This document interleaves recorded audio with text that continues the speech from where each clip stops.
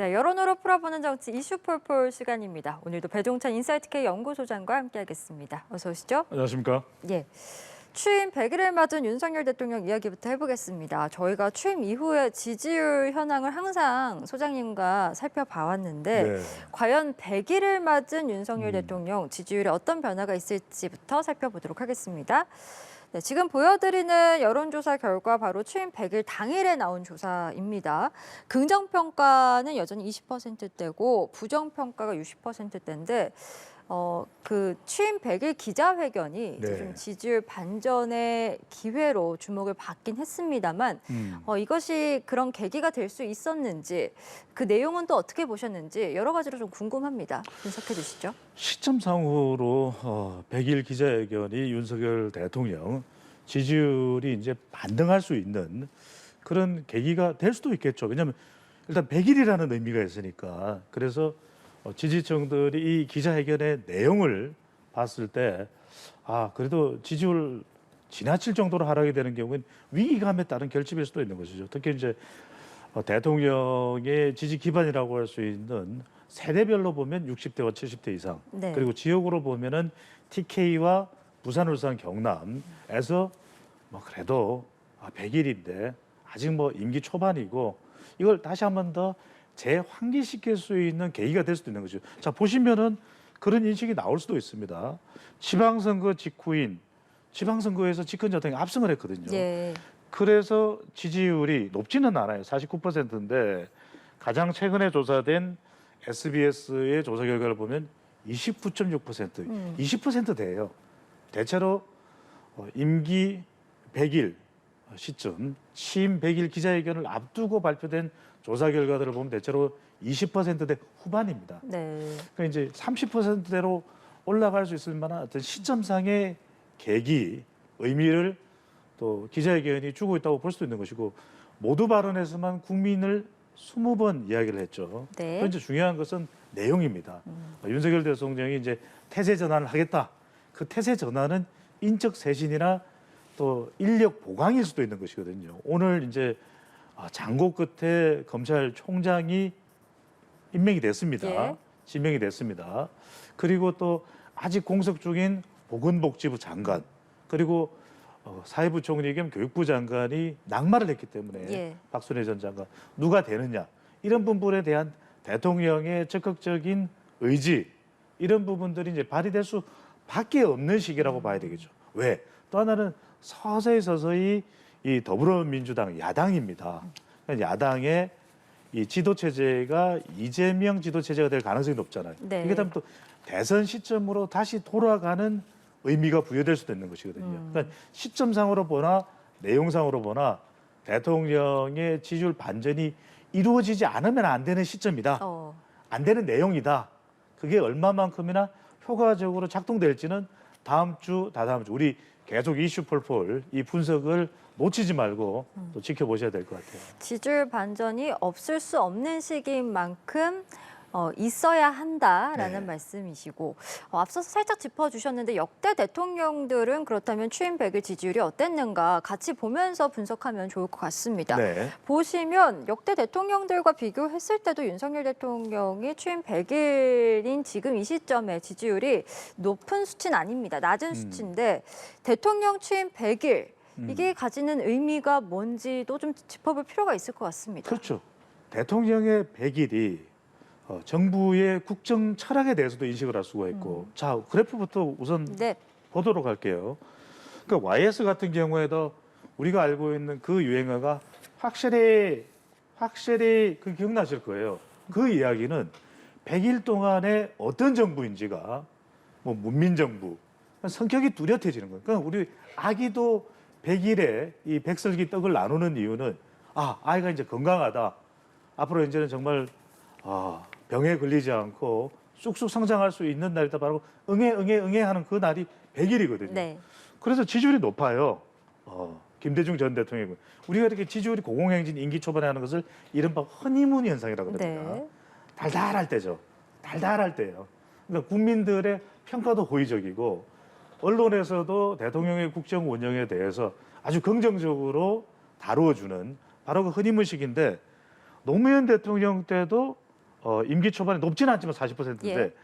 이명박 대통령과 또 윤석열 대통령을 비교하자면 이명박 대통령 때 21%로 낮았죠. 임기 초반. 저때는 뭐가 있었습니까? 글쎄요, 그때가 광우병이 광우병 사태가 있었거든요. 있었죠. 그러니까 외부 요인이었습니다. 그러다 보니까 컨테이너를 2개 겹쳐놓은 광화문에 우리 연합뉴스 TV에서도 멀지 않은 네. 그 광화문 광장에 지금 또 바뀌었죠 최근에. 근데 그 광장에 컨테이너 박스가 2개 쌓이면서 이게 이른바 명박산성 불통이 또 유발되는 바로 그 현장이 됐거든요. 그런데 그거는 또 외부 요인이에요. 강우병에 미국산 수입 쇠고기에 대한 인식. 그런데 지금 윤석열 대통령은 거의 전적으로 윤석열 대통령으로부터 오는 원인으로 봐야 되겠죠. 네. 인사나 또는 대통령 주변의 인물, 김건희 여사나 또는 윤핵관이나 심지어는 이준석 전 대표와의 갈등 이런 부분들 내부적인 요인, 특히 대통령의 임기 초반에 대통령의 지지율을 구성하고 있는 것은 이념, 정책 그리고 피플, 사람, 3P잖아요. 그러면 이제 임기 초반에는 뭐 이념이랄 게 뭐가 있어요? 정책이랄 게 뭐가 있어요? 사람이거든요. 근데 피플인데 지금 사람으로부터 유발되는 좌충우돌, 갈등 요인이 매우 많이 발생하고 있는 현상이기 때문에 윤석열 대통령은 이 사람 문제를 어떻게 해결하느냐. 예. 그러니까 이명박 전 대통령과의 해법은 전혀 다른 거죠. 이명박 전 대통령은 대통령의 불통을 좀 해소할 수 있는 사람이 아니니까 이거는 광우병 관련 또 시간이 지나면서 또 이슈가 다른 이슈로 전환되는 그런 사정 또 그런 것들이 있었지만 윤석열 대통령은 이것이 시간이 지난다고 해서 무작정 해결될 수만은 없는 그래서 역대 대통령과 비교를 해보면 첫 번째 윤석열 대통령의 낮은 지지율은 사람과 관련돼 있다. 임기 초반이지만 두 번째로는 결과적으로는 윤석열 대통령이 해결의 키를 쥐고 있다라고 봐야 되겠죠. 예, 비슷한 시기에 비슷한 지지율을 보였던 이명박 전 대통령과 비교했을 때도 윤석열 대통령은 직접 본인이 빠르게 이 문제를 해결해 나가야 된다라는 해결책을 좀 제시해 주신 것 같습니다. 자연스럽게 지금 지지율이 이렇게 낮은 것에 대한 책임이 누가 있느냐라고 물은 네. 여론조사 결과 같이 보도록 하겠습니다. 전체 응답자 중에서 윤석열 대통령 본인에게 책임이 있다라는 응답이 역시 가장 높았고요. 국민의힘 지지층에서는 이준석 전 대표가 더 책임이 크다 이렇게 여론조사 결과가 나왔습니다. 차이가 좀 있는 것 같아요. 그렇죠. 이 데이터가 주는 의미가 굉장하다. 이렇게 볼 수가 있는데 첫 번째 이제 우리가 지금 여권 내부의 국민의힘 내분의 책임이 누구 있냐 이렇게 우리가 해석을 한다면 윤 책임이죠. 윤석열 대통령과 윤핵관의 책임인 겁니다. 저게 두 개를 합하면은 거의 60% 가까이가 되는 것이죠. 예. 10명 중 6명 가까이는 전체 응답자에서 국민의힘 내분의 책임, 또 대통령의 낮은 지지율의 책임도 윤에 있다. 윤석열 대통령, 윤핵관에 있다. 그런데 흥미로운 것은 보시면요.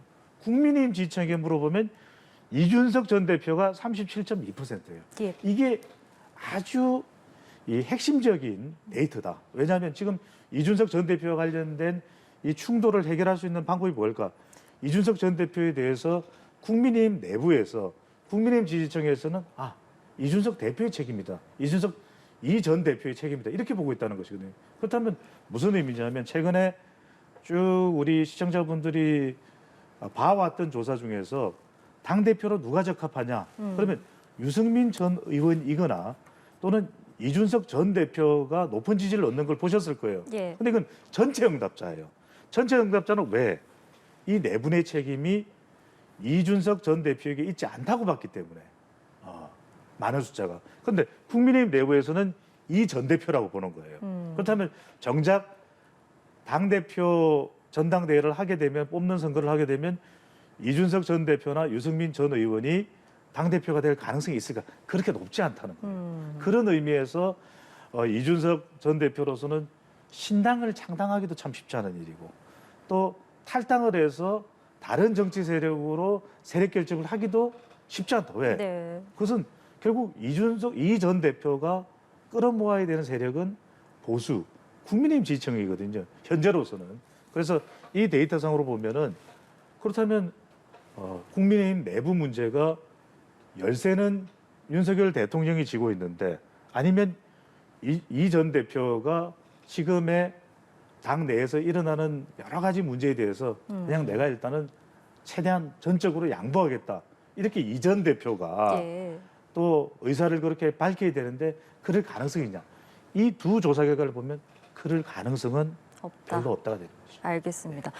조금 뒤에 이준석 전 대표와 관련된 여론조사 결과 같이 살펴보도록 하고 그 전에 국정운영 기대감에 대한 이야기도 좀 해보고 싶습니다. 저희가 워낙 지지율이 좀 안 좋은 상황이다 보니까 부정적인 이야기들 위주로 해왔는데 네. 앞으로 우리나라를 이끌 그래도 윤 대통령이 국정운영을 잘했으면 하는 이 국민들의 기대감이 있지 않겠습니까? 그렇죠. 그 부분에 대한 여론조사 결과도 있었습니다. 네. 취임 직전과 비교해볼 때 국정운영 기대감도 긍정응답이 15%포인트 정도 떨어졌습니다. 좀 긍정적으로 기대하는 이 여론이 조금씩 떨어지고 있는 이 상황도 윤 대통령이 보기엔 좀 많이 아쉬울 것 같습니다. 그렇죠. 이게 이제 이른바 올리버의 기대 불일치론 같은 거죠. 그러니까 처음에 임기 초에 국민들이 국정 운영에 대한 평가와 대통령의 국정 운영 방향이 틀렸을 때는 그래 시간 좀 지나고 나면 나아지겠지. 지방선거 끝나고 나면 더 효과적으로 국민들의 기대에 부응하겠지 생각하는데 자, 이 결과를 보세요. 네. 취임 직전인 5월 6일, 7일 같은 경우에는 절반이 넘었거든요. 기대감이. 그런데 지금 취임 100일 되는 시점쯤에는 37.6%.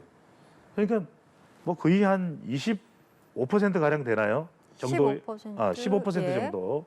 네. 빨리 하시. 네. 이 정도 빠져나갔다라는 거. 그리고 지금 못할 것이다 보면은 취임 직전보다 취임 100일 되는 시점 중에서 한 17% 정도 그죠? 예. 약 정도가 더 늘어났다. 이 이야기는 이제 한 100일 시점 정도 되니까 윤석열 대통령이 지향하는 국정 운영 방향과 또 인사 원칙과 국민들이 지금껏 역대 대통령 국정 운영을 평가해 왔던 그 평가의 방향, 기준과 다르다는 거죠. 그래서 결국 윤석열 대통령 지지율이 신속하게 또는 빠른 시간 내에 반등되지 않는 가장 큰 이유로 봐야 되는 거죠. 그러니까 역대 우리가 이전 대통령 임기 초반의 지지율도 비교를 해서 볼 수가 있는데 예. 한 번만 더 보여주세요. 그 네, 지지율을요. 앞서서 네. 역대 대통령들의 지지율 나온 표 보여주시면 네. 감사하겠습니다. 이것을 한번 제대로 분석을 드릴 필요가 있는 것이 지금 김영삼, 김대중 전 대통령 때는 허니문이 잔뜩 뿜어져 나오는 그런 예. 시점이었어요. 그런 역대 정권이라고 볼 수가 있는 거죠. 그런데 노무현 대통령 때부터는 임기 초반에 그렇게 허니문도 없어요. 허니문 구간이 없는데 문재인 대통령 때는 왜 저렇게 78%로 높았을까? 그건 이른바 기저효과죠. 그러니까 국정농단, 탄핵 이후에 중도층까지 거의 아우러서 문재인 전 대통령 임기 초반에 지지를 받는 거의 자동적으로 또는 전 정권의 탄핵 결과에 따라서 지지를 받을 수밖에 없는 그런 상황이 전개됐다면 지금 윤석열 대통령의 임기 초반에 워낙 지금 정치적으로 양분화되어 있는 예. 상황이기도 하고 또 하나가 허니문 자체도 없기도 하고 또 하나 이 윤석열 대통령 지지율이 낮은 원인 중에 하나는 윤석열 대통령 지금 우리가 인사도 그렇고 또 국정 운영의 이 정책 방향도 문재인 정권에 대한 수사 예. 또 지난 정권에 대한 비판 이런 부분에 대해서 문제 제기를 많이 하잖아요. 그런데 이제 윤석열 대통령의 국정 운영 방향은 이게 옳다. 이 방향으로 가야 된다. 이런 판단을 하고 있는 것이고 국민들이 봤을 때는 역대 대통령의 국정 운영을 평가할 때 그런 기준으로 평가를 해본 적이 없잖아요. 그러니까 완전히 대통령의 국정 운영 방향의 기준 또 국민들이 지금 여론조사를 통해서 대통령의 국정 운영을 잘하고 있느냐 못하고 있느냐라는 것에 대한 평가의 기준이 완전히 다른 것이죠. 그 차이가 대통령의 국정 운영이 낮을 수밖에 없는 가장 큰 원인인데 그렇다면 대통령이 바꾸든지 아니면 국민들이 대통령의 국정 운영 방향 평가에 대해서 적응이 되든지 이게 이른바 윤석열 스타일이구나. 강남 스타일이 아니라 윤석열 스타일이니까 윤석열 대통령 스타일대로 우리가 인정해주자 이럴 수밖에 없겠구나 해야 되는데 그렇게 되지는 않고 있다는 거죠. 그렇군요. 결국에는 윤 대통령이 국민의 마음, 국민이 바라보는 국정 운영에 대해서 조금 더 면밀히 보고 그 방향을 따라가는 것이 옳지 않을까라는 생각이 듭니다. 역시 그렇게 그렇죠. 보십니까? 그러니까 이제 역대 대통령은 지지율이 낮아지면 어떻게 되냐면 대통령실을 비롯해서 주변에 또는 대통령실 바깥의 전문가들과 함께 어떻게 하면 지지율을 끌어올릴까에 대한 고민과 집중적인 노력을 기울이게 되거든요. 그런데 윤석열 대통령은 그것이 판단하고 있는 국정 운영의 정상적인 방향이 아니라고 인식을 하고 있는 것이죠. 그렇기 때문에 지금처럼 국민들의 평가, 대통령의 국정 운영 방향에 대한 원칙, 계속해서 편차가 발생할 수밖에 없는 상황으로 봐야 되겠죠. 알겠습니다. 마지막으로 시간이 많이 남진 않았지만 짧게요. 이준석 전 대표 이야기를 해봐야 될 것 예. 같습니다. 비대위 효력정지 가처분 신청 신문이 공교롭게도 윤석열 대통령 취임 100일에 있었는데 이에 대해서 국민들은 어떻게 생각하는지 평가한 여론조사 결과를 봤더니 글쎄요. 민심과 당심에는 좀 차이가 있는 것 같습니다. 예. 분석해 주시죠. 아까도 비슷한 조사 결과를 봤었죠. 이 국민의힘 내분 책임이 누구한테 있는지. 제가 지금도 보면은 이준석 전 대표의 법적인 대응에 대해서 전체적으로 보면 46.7%가 적절하다. 부적절한 대응하고 크게 차이 나지 않습니다. 그런데 국민의힘 지지층에서는 61.2%는 부적절한 대응을 받거든요. 그래서 이 문제는 쉽사리 법적인 대응만으로도 풀리지 않는 계속 쭉 갈 수밖에 없는 이슈로 봐야 되겠죠. 예, 조금 더 지켜봐야 될 이슈로 저희가 남겨두겠습니다. 오늘도 배종찬 인사이트K 연구소장과 함께 다양한 여론조사 결과들 살펴봤습니다. 소장님 오늘 고맙습니다. 감사합니다.